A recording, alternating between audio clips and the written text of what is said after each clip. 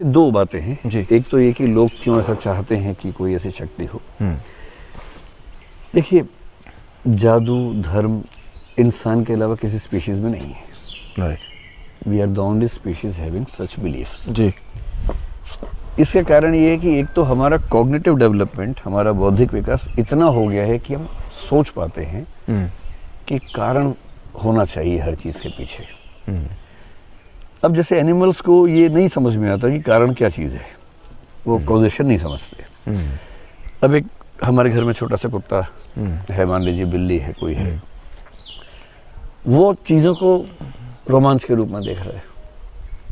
बहुत basic level पे causation समझ में उसको आना शुरू हुआ है कि जैसे बेल बजी पावलोव ने फिर आया, हाँ, जो पावलोव ने किया उतना समझ में आता है। राइट। पर वो उस लेवल तक नहीं सोचता कि मैं हूँ, मेरा भी कारण होगा, ये घर है, इसका भी कारण होगा। कारण क्या होगा? कारण को कार्य से बड़ा होना चाहिए। आप पानी से बर्फ बना सकते हैं, पानी से तेल नहीं बना सकते, तो कारण कार्य की नेचर सेम होनी चाहिए। इतना वो नहीं सोचेगा। 70,000 साल पहले ह्यूमन बींग्स पहली बार कॉग्निटिव रिवॉल्यूशन के लेवल पे आई। ये पृथ्वी 1400 करोड़ साल पुरानी है लगभग, बिग बैंग अगर बेस मान लें। 1400 करोड़ साल में से 1399 करोड़ 99 लाख 30,000 साल जिसमें किसी भी स्पीशीज के पास बुद्धि नहीं है। 70,000 साल पहले मनुष्य के हमारे जो पूर्वज थे, उसमें भी कई तरह के पूर्वज थे, उनको बुद्धि आनी शुरू हुई, जिसको होमो सेपियंस कह देते हैं। सेपियंस किताब में इस पर बड़ा अच्छा उन्होंने जिक्र किया है। अब धीरे धीरे करीब 10,000 साल पहले हमारी जब कृषि क्रांति हुई, उसके बाद से चीज़ें चेंज होनी शुरू हुई। ले दे के सारा धर्म, सारा विज्ञान, सारा दर्शन, इसका इतिहास बहुत पीछे भी जाएं तो मैक्सिमम 4-5 हज़ार साल का है। हम कहते हैं कि वेद 5,000 साल पुराने हैं, तो वो ओल्डेस्ट रचनाएं हम मानते संसार की हैं जी। उसके पीछे तो कुछ नहीं है जी। अब ये 5,000 साल का जो कॉग्निटिव डेवलपमेंट हम लोगों का है, मनुष्यों का है, हम लोगों ने इतना दिमाग हासिल कर लिया कि हमें लगता है हर चीज़ का कारण है और दुनिया का भी कारण होना चाहिए। वो क्या है नहीं पता, किसी को नहीं पता। पर नहीं पता तो हमने कहा कुछ तो होगा ही, उसका नाम रख दिया भगवान, उसका नाम ईश्वर रख दिया। और सभी धर्मों ने अपने अपने व्याख्या उसकी कर दी। वो सारी व्याख्याएं उनके हिसाब से सब्जेक्टिव व्याख्या हैं, कोई ऑब्जेक्टिव ट्रुथ उसमें है नहीं। फिर हमें रहस्यात्मक अनुभव भी होता है। कई लोगों को आपने देखा होगा कि वो पागलों की हरकत करते हैं, किसी के अंदर किसी की आत्मा चढ़ जाती है, ऐसा भी देखते हैं, भूत प्रेत महसूस होता है, पैरानॉर्मल जिसको हम कहते हैं।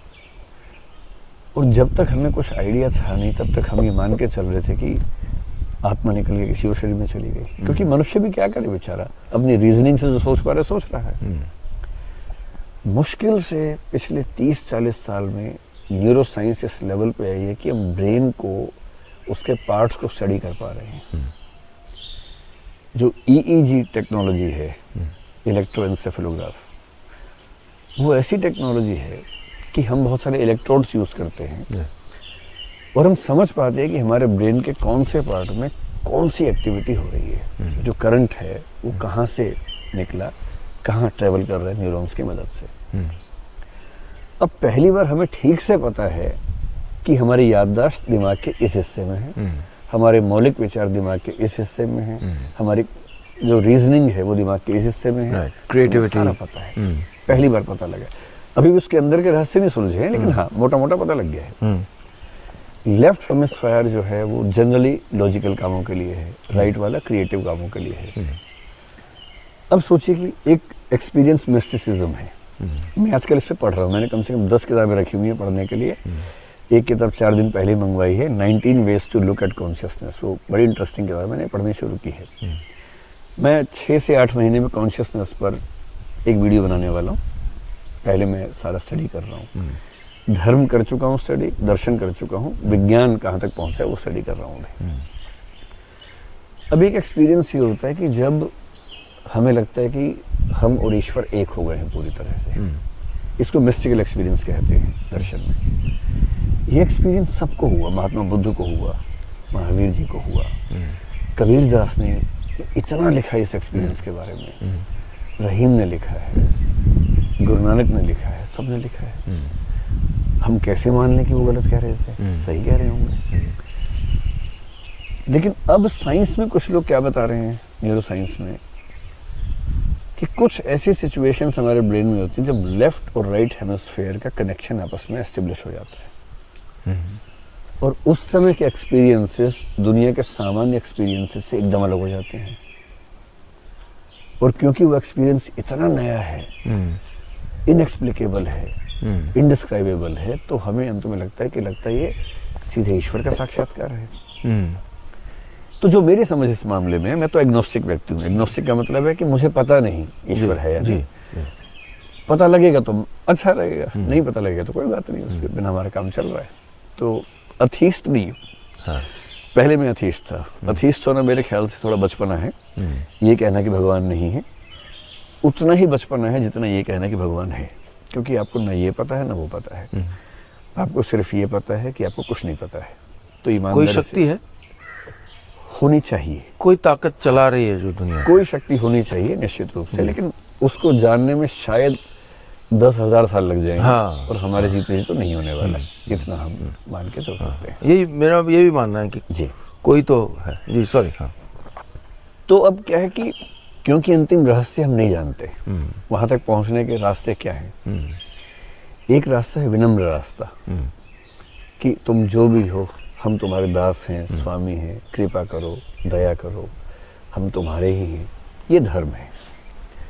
और धर्म का रास्ता जनरली विनम्रता का, डिवोशन का, आत्म जिसको बोलेंगे कि खुद को दांव पे लगा देना। वो बराबरी का रिश्ता नहीं है, बराबरी का, वो एक टू द मास्टर एड्रेसिंग, खुद को छोटा मानना। जी जी। कहीं कहीं बराबरी का, जैसे हिंदी भारतीय परंपरा में आप देखिए नवधा भक्ति की बात होती है, उसमें सख्य भक्ति भी है, प्रेमा भक्ति भी है। हाँ। इसलिए कृष्ण की भक्ति जब राधा करेंगे तो वो दास्य भाव से नहीं करेंगे। तुलसीदास जब राम की भक्ति करेंगे तो क्या बोलेंगे, राम सो बड़ो है कौन, मोसो कौन छोटो, राम सो खरो है कौन, मोसो कौन खोटो। तो मुझसे कोई खोटा नहीं है, मुझसे कोई छोटा नहीं है, राम से बड़ा कोई नहीं है। और जब कबीरदास भक्ति करेंगे राम की तो कहीं कहीं तो बोलते हैं वो भी, मैं तो कूता राम का मोतिया मेरा नाम, गले राम की जेवड़ी जित खींचे तित जाऊं, कि मैं तो राम का कुत्ता हूँ, जहाँ खींचेंगे मैं चला जाऊंगा, मेरा नाम मोतिया है। पर जब वो इश्क वाले मूड में आते हैं, तो चाहे वो हो, चाहे सूफी लोग हों, चाहे सूरदास के यहाँ राधा कृष्ण की बात हो, फिर भगवान से प्रेम का संबंध बनता है। और जब राधा कृष्ण की बात कर रहे हैं तो वहाँ फिर वो दास्य वाला भाव नहीं है। या कबीर जब कह रहे हैं कि जो बिछड़े हैं पियारे से, भटकते दर बदर फिरते, हमारा यार है हम में, हमन को इंतजारी क्या। तो ये जो भाव है ये बराबरी का भाव है। और भारतीय परंपरा तो इतनी कमाल की है, उसमें आप भगवान को छोटा बच्चा मान के भक्ति कर सकते हैं। जब यशोदा प्यार कर रही है कृष्ण को, या यशोदा वाले भाव से जन्माष्टमी के दिन जो महिलाएं अपने बच्चों को कृष्ण बनाती हैं छोटा सा, वो बाल भक्ति है, ईश्वर के बच्चे वाले रूप की भक्ति है। अयोध्या के मंदिर में जो भगवान राम की मूर्ति है वो बाल रूप वाली मूर्ति है। तो ये तो वैरायटी ऑफ डिवोशन हमारे यहाँ हिंदू धर्म में बहुत ज़्यादा है, जो आमतौर पर बाकी परंपराओं में उतनी ज़्यादा मात्रा में नहीं दिखता। और ये मैं इसलिए नहीं कह रहा कि मैं हिंदू हूँ जन्म से, इसलिए कह रहा हूँ कि धर्म का दर्शन मैंने सारे धर्मों को रिलेटिवली स्टडी किया है, कंपैरेटिवली। तो रहस्यों की दुनिया को भक्ति भाव से टच करना धर्म है, रहस्यों की दुनिया को दिमाग से टच करना दर्शन है।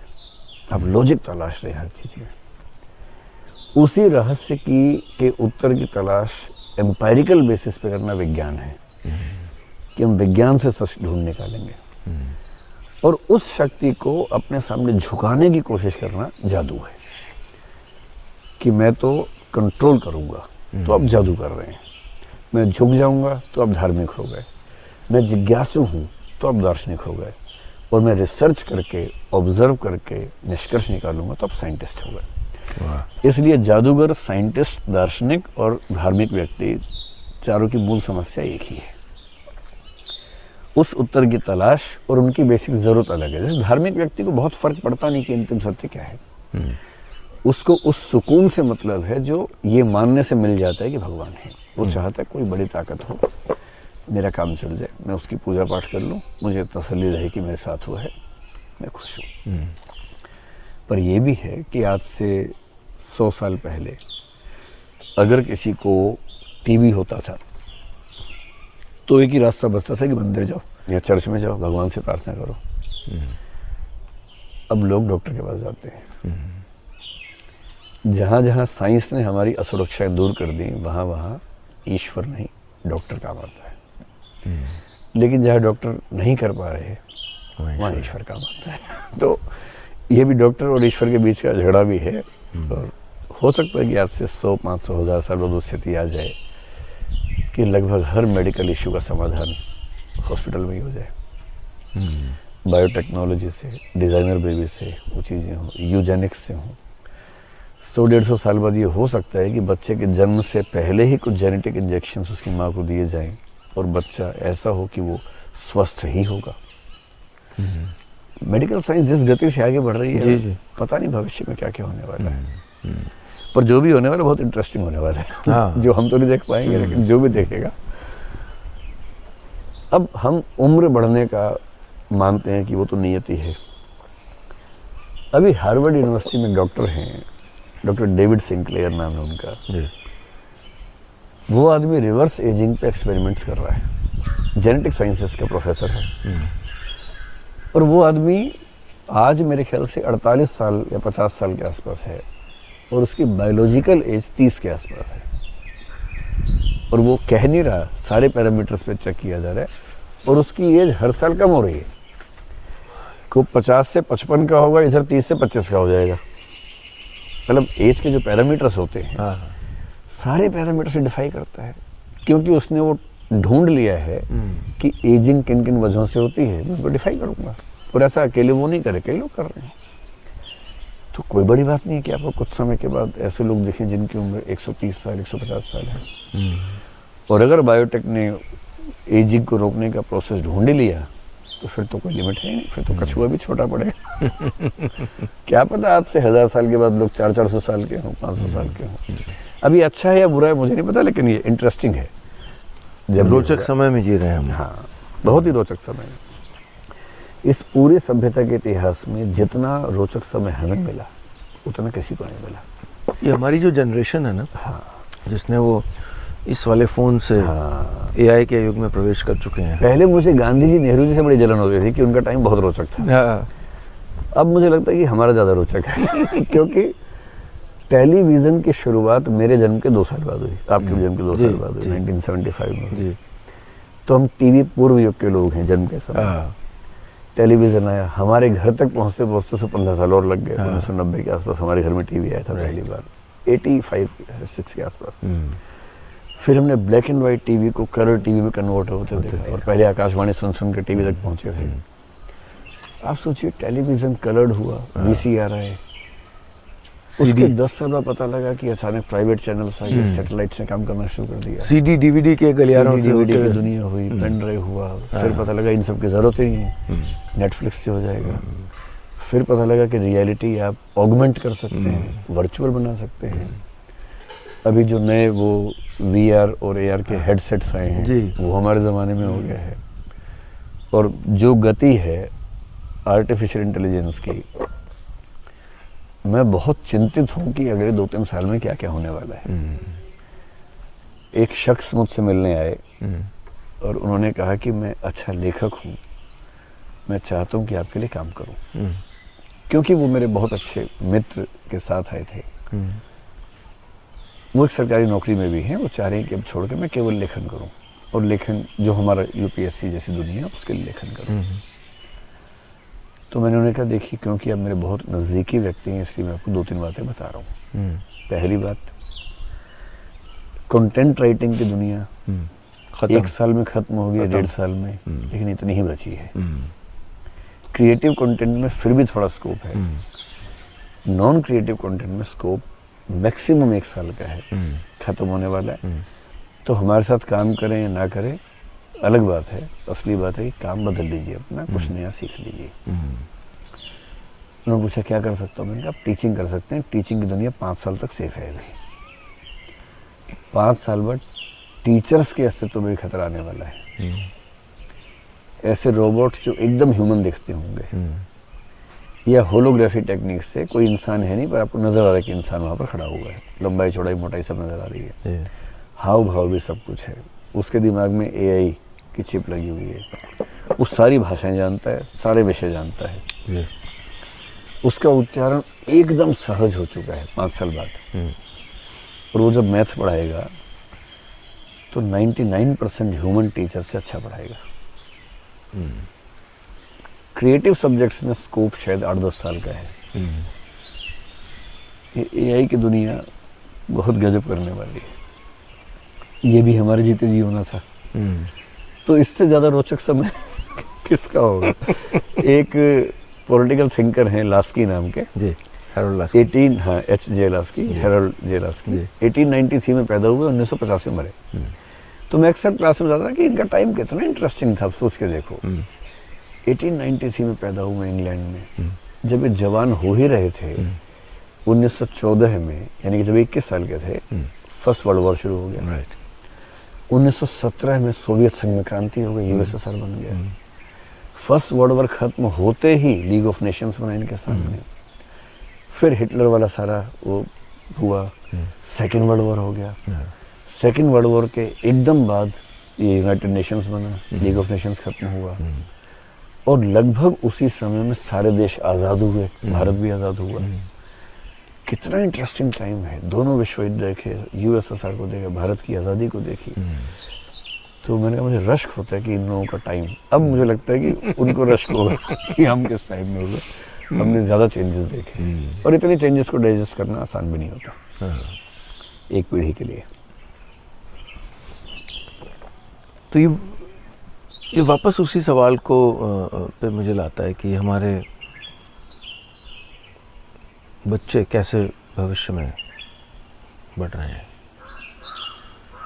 चिंता होती है आपको? हाँ, चिंता होती है, मुझे भी होती है। हाँ, चिंता 2 वजहों से। पहली बात तो ये कि हमारे समय में कम से कम कुछ रेगुलेशंस थी कंटेंट को लेकर। हम लोग भी जब छोटे थे, स्कूल में थे, हम भी ऊट-पटांग चीज़ें ढूंढ के पढ़ ही लेते थे, देख ही लेते थे। हाँ। पर फिर तपस्या करनी पड़ती थी, बहुत तप, और उसके बाद खतरा, कोई टीचर ना देख ले, कोई शिकायत ना कर दे, उसके बाद स्कूल से निकाल दिए जाएंगे। पता नहीं कितने संकट झेलने के बाद एक कहानी पढ़ने को मिलती थी, ऊट-पटांग टाइप की, या कोई चित्र ऐसा। अब आज की जनरेशन फ़ोन के मामले में हमसे स्मार्ट ही हैं, लैपटॉप के मामले में हमसे स्मार्ट है। और कोई चेक नहीं है कि अगर 3 साल का बच्चा भी, 4 साल का बच्चा भी कुछ देखना चाहे तो वो किसी भी लिमिट से आगे का कंटेंट देख सकता है। प्री मैच्योरिटी एक खतरनाक सच्चाई है। और अब तो मेडिकल साइंस ने मान लिया है कि जो आमतौर पर जो लड़कियों की उम्र थी मासिक धर्म शुरू होने की 13 साल के आसपास, वो 1 साल प्रीपोन हो गई है, 12 पे आ गई है। अभी कुछ दिन पहले मैंने कोई रिपोर्ट पढ़ी है, जिससे कई फैक्टर्स हैं, जिसमें एक बड़ा फैक्टर ये भी है कि अब कंट्रोल्स नहीं है। उनको वो सब जानकारियाँ बहुत पहले मिल रही हैं, हार्मोनल चेंजेस हो रहे हैं, दिमाग बदल रहा है। इसलिए आप देखेंगे 6-6, 7-7 साल के बच्चे भी आजकल जब सेल्फी भी खिंचवाते हैं तो वो इतनी अदाएं उनके अंदर आ चुकी होती हैं जो 15, 18, 20 साल से पहले नहीं है तो ठीक रहता है। तो प्री मैच्योरिटी हमारी नई जनरेशन का एक बड़ा सच है, जिससे हम बच नहीं सकते। और उम्र निकलने के बाद भी बूढ़े न होना, ये दूसरा है। तो जवानी का जो फ्रेम ऑफ रेफरेंस है, अब वो 8-9 साल से शुरू होकर 60-70 साल तक का मामला बन गया है। तो एक तो ये चिंता होती है कि दूसरा वही कि ये बच्चे जो कुछ भी सीखेंगे तकनीक से हारेंगे। मतलब पिछले 70,000 साल में कम से कम मनुष्य के पास एक भरोसा रहा कि हम सबसे समझदार हैं। कोई हमसे समझदार नहीं। मतलब ये हो सकता है कि आप मुझसे समझदार हैं, पर एज ह्यूमन बीइंग्स हम कम से कम मोर, बैल, कुत्ता, इन सबसे समझदार हैं। पहली बार ह्यूमन हिस्ट्री में मनुष्य बुद्धि के मामले में हारने वाला है, अपने पैर पे कुल्हाड़ी मार के। हाँ, और बुरी तरह हारने वाला है। ये हल्का फुल्का हारने का मामला नहीं है, बिल्कुल बुरी तरह हारने वाले हम लोग। तो हमारी नई जनरेशन वो पहली जनरेशन है, मतलब पहले शायद हम हैं, वो दूसरे हैं, पर हमने अपना करियर बना के लगभग मैनेज कर लिया। हाँ, जी लिया हमने। जिन अनिश्चितताओं से उनको झेलना है अभी आगे, और हम जितने स्मार्ट इस अनुभव की वजह से हो गए हैं 20-25 साल के, तो मशीनें जब तक वैसी होंगी तब तक हम 60 के हो जाएंगे, तो हम कम से कम अपना करियर निकाल लेंगे। हाँ। लेकिन जो अब की जनरेशन है वो कुछ भी करती हो, अधिकांश प्रोफेशंस इस रिस्क में है कि कल को नौकरी है या नहीं। ड्राइवर्स किस दिन सब बेरोजगार हो जाएंगे, बिल्कुल। जिस दिन सरकार ने पॉलिसी मान ली कि हम बिना ड्राइवर की कारें और वाहन चला सकते हैं, बिना ड्राइवर के वाहन की तुलना में ज़्यादा सेफ चल रहे हैं, तो वो तो बाधा है ही नहीं, केवल दिमाग की बात है कि अजीब सा लगता है, पर वो अजीब सा लगता है 2 साल की बात है, फिर तो आदत सबको हो ही जाती है। बिल्कुल। तो जिस दिन पॉलिसी बनी, जितने लोग ड्राइविंग कर रहे हैं खत्म। कंडक्टर्स की क्या ज़रूरत है, हर बस में एक मशीन लगी होगी, बायोमेट्रिक होगा, आपने बायोमेट्रिक की, आपके अकाउंट से पैसा निकल गया, खत्म बात। करेक्ट। क्यों कंडक्टर चाहिए? जितने भी ऐसे हमारे पास पद हैं, स्कूल में अटेंडेंस के लिए हम अटेंडेंस लगा रहे हैं, टीचर लगा रहे हैं, क्यों लगा रहे हैं? मैंने IIT में एक कोर्स किया मैनेजमेंट उस दिन पहले, वहाँ अटेंडेंस कैसे थी कि 2 कैमरे क्लास के अंदर लगे हुए हैं, आप गए, कैमरे ने फेस पकड़ा, अटेंडेंस लग गई। 1-1 मिनट का हिसाब है, आप कब वॉशरूम के लिए बाहर निकले थे, कब वापस आए, तो उसका भी हिसाब उसके पास है। क्यों अटेंडेंस चाहिए? मतलब तकनीक कहाँ कुछ छोड़ेगी। अब हम दिलासा ये दे रहे हैं कि ज़्यादा समझदार बच्चे वो हैं जो स्किल्स बढ़ा रहे हैं, जैसे आर्टिफिशियल इंटेलिजेंस है, तो जो प्रॉम्प्ट अच्छा देगा वही आगे बढ़ेगा, तो प्रॉम्प्ट इंजीनियरिंग चल रही है आजकल, उसको सीख रहे हैं, पर वो भी कब तक चलेगा? कल को AI आ जाएगा जो प्रॉम्प्ट बना के देगा। अभी आपको पता नहीं, ये रिसेंट आइडिया है, नहीं, न्यूरालिंक एक कंपनी है एलोन मस्क जी, वो चिप। हाँ, उसने चिप पहले बंदरों पे कई साल एक्सपेरिमेंट्स किए, और वो जो बंदर उसके हैं, उन बंदरों के अंदर वो क्षमताएं डेवलप कर दी चिप की मदद से जो इंसानों की क्षमताएं हैं। सामान्य भाषा में कहें तो जैसे कोई बंदर 8वीं क्लास का मैथ्स का सवाल सॉल्व कर रहा हो, वो सवाल सॉल्व नहीं करेगा, 8वीं क्लास के मैथ्स के सवाल के इक्विवेलेंट प्रॉब्लम उसको उसकी भाषा में दी जाएगी, उसको सॉल्व कर देगा ऐसे। अब उन्होंने पहली बार ह्यूमन बीइंग के अंदर चिप लगा दी है। अब वो चिप, क्योंकि जैसे मेरे मन में इच्छा है कि मैं आपको नमस्ते बोलूं, इच्छा आई, इच्छा आते ही मेरे राइट दिमाग के राइट हिस्से में, इच्छा आमतौर पर राइट हिस्से से जुड़ी है, एक इलेक्ट्रिक पल्स उठी, वो न्यूरॉन्स में ट्रेवल करते हुए गई, उसने कम्युनिकेट किया, और वो कम्युनिकेशन मेरे मुंह तक आया और मैंने आपको नमस्ते बोला। ये प्रोसेस है जी। तो मेरे दिमाग में कुछ होगा, उसके बाद में वैसा करूँगा, मेरी बॉडी वैसा करवाएगी।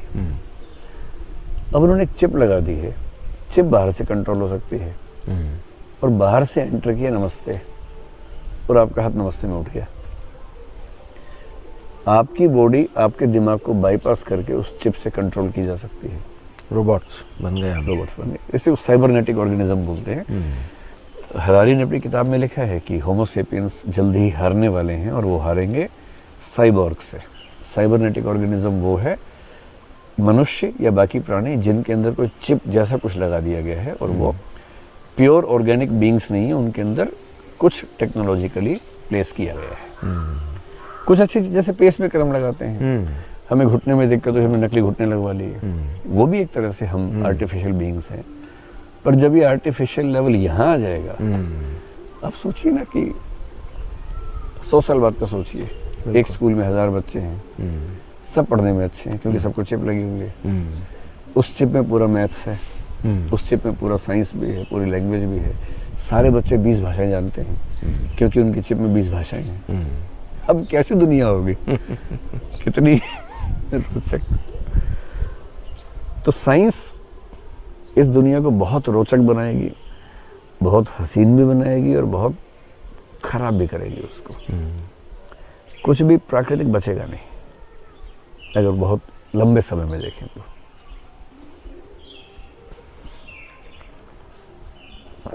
हो सकता है ऐसे पेड़ों को उगने में 51 साल ना लगे। हाँ, ये दिल्ली में तो कुछ दिन पहले हुआ भी है, मतलब उगने में टाइम तो लगता है।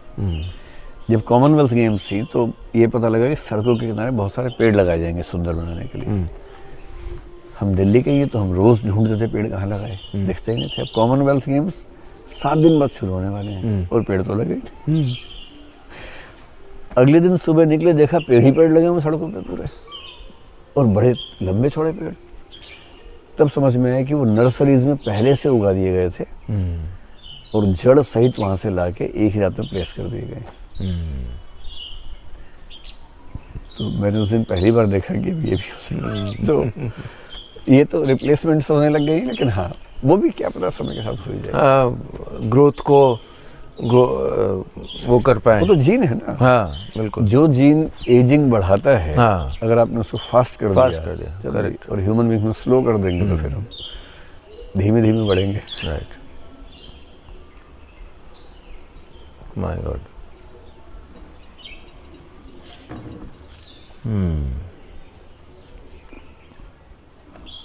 फिर क्या हुआ कॉलेज के बाद?